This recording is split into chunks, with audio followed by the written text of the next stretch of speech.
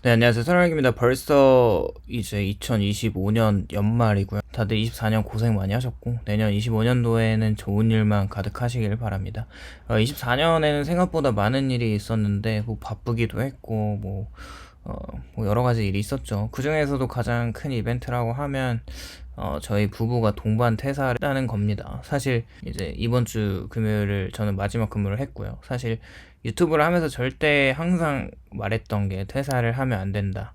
미래를 위한 준비를 하려면 계속 하기 싫은 일을 해야 하고 노동소득을 끊김없이 계속 받으면서 그 기반으로 투자를 하고 그렇게 열심히 공부를 하면서 병행하면서 자본주의에 올라탐으로 이제 노후를 위한 준비를 해야 한다. 그렇지 않으면 노후에 굉장히 비참해질 것이다. 뭐 이런 취지의 영상들을 계속 올렸었는데 저의 그런 메시지에 기반한 행보를 저는 걷지 못하고 이렇게 퇴사를 하게 되었습니다. 일단 퇴사를 한 이유는 자발적 퇴사는 아니고 권고사직입니다.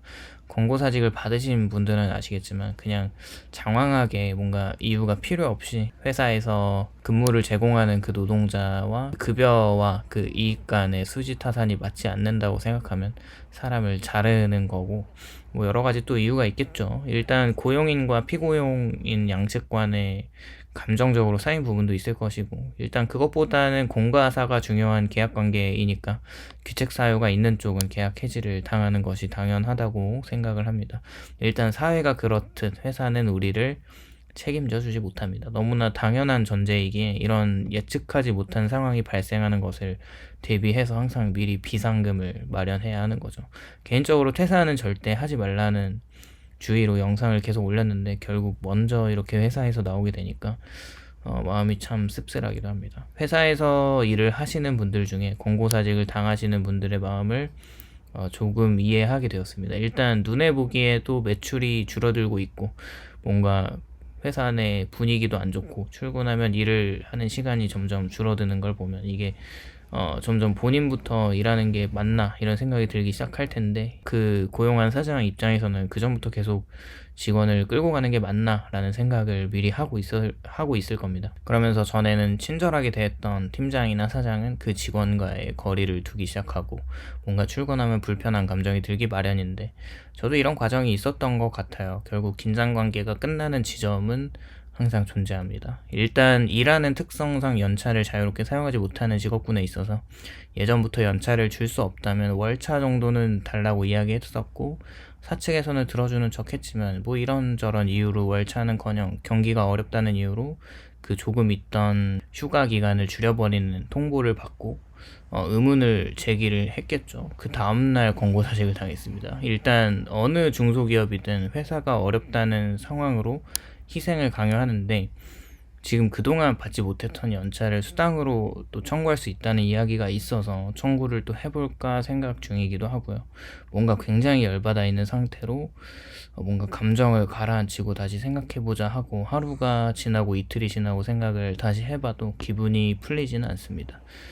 회사는 이기적으로 다음에 해야 할 인수인계나 제가 나가고 나서 발생할 것에 대한 미연의 방지를 위해 다른 사람들에게 퇴사 사실을 알리지 말라고 당부를 하는데, 이 부분도 굉장히 좀 열받는 부분이기도 하죠. 지금 저보다도 사실 안 좋은 상황이 있는 분들도 많을 거라고 생각하고 더 나은 상황에 있는 사람들도 많이 있을 거라고 생각합니다.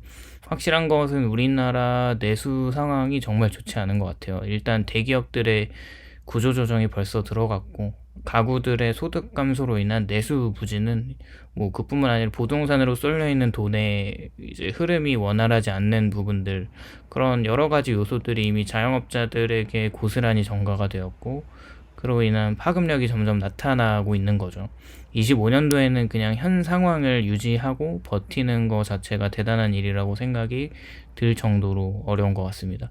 다들 각자 도생하는데 화이팅 하시기를 바라겠습니다. 일단 아내도 계속 회사를 힘들어 하던 찰나에 제가 이렇게 일을 더 이상 하지 않는 상황과 맞춰서 퇴사를 했어요. 가끔 퇴근하고 너무 힘들다고 하면 마음이 안 좋았는데 이직을 할 타이밍이 온 것 같기도 하고, 회사 측에서도 팀을 옮겨보는 건 어떻겠냐는 제안을 하면서 이번 달까지만 근무를 하고 나오는 걸로 얘기가 되었습니다. 정말 각자 도생의 시대가 온 것 같아요. 요즘 블로그나 유튜브 수익도 점점 뭔가 광고 단가가 낮아지는 것도 생각해보면 이제 광고주들 사장님들이 광고를 많이 줄이고 있는 듯한 느낌도 받습니다. 그 와중에도 미국은 이제 전 세계의 모든 국가들이 다 죽어가고 가난해지고 있지만 홀로 잘 나가고 있는 상황이기도 하죠. 2025년은 더 힘들 거라는 취지의 영상을 올렸던 것 같은데 직접 피부로 이렇게 느끼고 있습니다. 25년에는 더 많은 회사의 구조조정이 있을 것 같고요. 그 순간까지 잘 버텨내거나 구조조정 대상에 해당되지 않는 게 정말 중요한 것 같습니다. 일단 현재 원화가 1,500원을 넘기려고 하고 있고 내년에 예고된 미국과 중국발 무역 전쟁은 그동안 조금 소강 상태에서 이제 본격적으로 다시 무역 전쟁이 시작될 텐데 그 중간에 껴있는 이제 수출로 먹고 사는 우리나라는 더 힘들 수밖에 없겠죠. 이번에 한국은행에서는 1월 연속 금리 인하를 예고했는데요. 모든 서민들이 더 이상 높은 고금리에 버티지 못하는 상황까지 온 것 같습니다. 국내외를 총망라해서 다들 너무 어려운 상황이 될 텐데요. 각자 잘 살아남으시기를 간절히 바라겠습니다. 오늘도 시청해주셔서 감사합니다.